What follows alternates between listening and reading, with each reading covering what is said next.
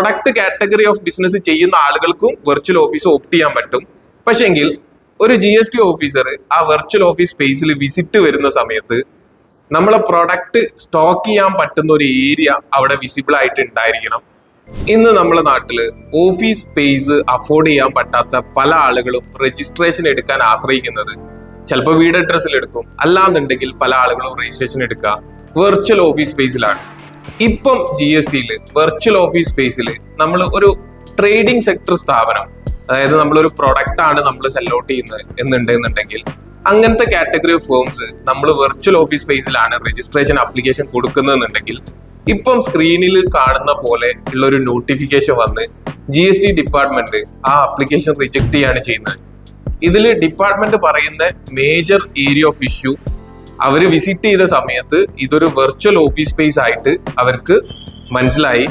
അതുകൊണ്ട് തന്നെ product category of business virtual office സ്പേസിൽ അപ്രൂവൽ തരൂല എന്നാണ് പറയുന്നത്. അപ്പൊ ഇത് സോർട്ട് ഔട്ട് ചെയ്യാൻ 1-2 വഴികളുണ്ട്. ഇപ്പൊ സർവീസ് സെക്ടർ സ്ഥാപനമാണ് നിങ്ങൾ നടത്തുന്നത് എന്നുണ്ടെങ്കിൽ നിങ്ങൾക്ക് വെർച്വൽ ഓഫീസിൽ രജിസ്ട്രേഷൻ എടുക്കാം, യാതൊരുവിധ ഇഷ്യൂസും ഇല്ലാതെ രജിസ്ട്രേഷൻ അപ്രൂവൽ വരും. ഇനി പ്രൊഡക്റ്റ് കാറ്റഗറി ഓഫ് ബിസിനസ് ചെയ്യുന്ന ആളുകൾക്കും വെർച്വൽ ഓഫീസ് ഓപ്റ്റ് ചെയ്യാൻ പറ്റും. പക്ഷെങ്കിൽ ഒരു GST ഓഫീസർ ആ വെർച്വൽ ഓഫീസ് സ്പേസിൽ വിസിറ്റ് വരുന്ന സമയത്ത് നമ്മളെ പ്രൊഡക്റ്റ് സ്റ്റോക്ക് ചെയ്യാൻ പറ്റുന്ന ഒരു ഏരിയ അവിടെ വിസിബിൾ ആയിട്ട് ഉണ്ടായിരിക്കണം. അത് ആ വിസിറ്റ് വരുന്ന സമയത്ത് അവിടെ ഷോ ചെയ്യാൻ പറ്റണം. ഇങ്ങനെയാണെങ്കിൽ നമുക്കൊരു വെർച്വൽ ഓഫീസ് സ്പേസിൽ അപ്രൂവൽ വരും. ഇനി അതല്ലാന്നുണ്ടെങ്കിൽ പിന്നെ അടുത്തൊരു ഓപ്ഷൻ നമ്മുടെ ഫസ്റ്റ് അഡ്രസ്സ് വെർച്വൽ ഓഫീസ് ആയിരിക്കും.